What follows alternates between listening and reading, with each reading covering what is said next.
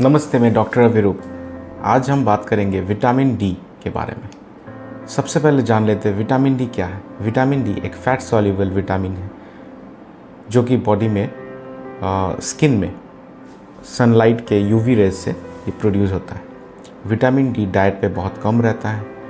कुछ खाने में विटामिन डी रह सकता है, जैसे कि fish oil, salmon fish, code fish, mackerel fish, कभी कभी फोर्टिफाइड मिल्क में भी रहता है विटामिन डी। विटामिन डी का जो मेन फंक्शन है वो है कैल्शियम का बैलेंस को मेंटेन करना।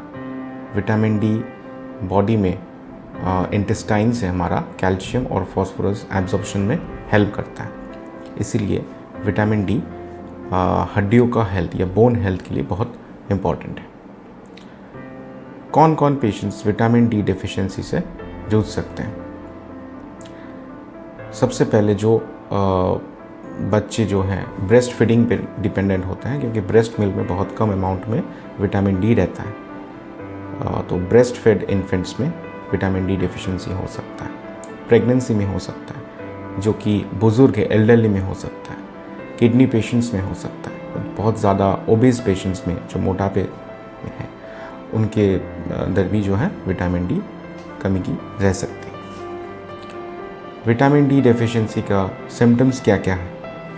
फर्स्ट है बच्चों में जो है ये रिकेट्स करा सकता है। बड़ों में क्या करा सकता है? ये मसल पेन या बोन पेन करा सकता है, डिप्रेशन या मूड स्विंग्स करा सकता है। इसके साथ साथ मसल क्रैम्प्स भी करा सकता है। कभी कभी विटामिन डी डेफिशिएंसी साइलेंट रहता है। कैसे हम लोग जानेंगे विटामिन डी डेफिशिएंसी है? वो हम लोग एक सिंपल ब्लड टेस्ट करा के समझ सकते हैं। नॉर्मल विटामिन डी लेवल होता है 30 to 50 नैनोग्राम पर ml।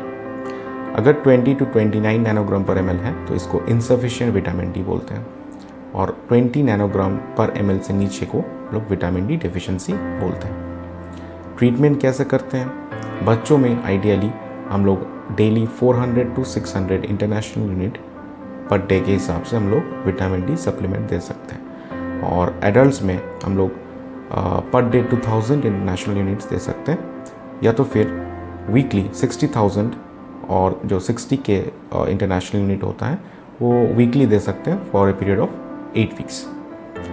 Vitamin D deficiency problematic है। विटामिन डी का एक्सेस होना भी वैसे ही प्रॉब्लम्स दे सकते हैं। एक्सेस होने पे बॉडी पे कैल्शियम बढ़ जाता है। कैल्शियम बढ़ने के कारण कॉन्स्टिपेशन, हार्ट में कार्डियक एरिथमियास हो सकता है, डिहाइड्रेशन हो सकता है, किडनी में स्ट्रेस पड़ सकता है, और साइकोसिस भी हो सकता है। सो विटामिन डी का लेवल मेंटेन करना इम्पॉर्टेंट है।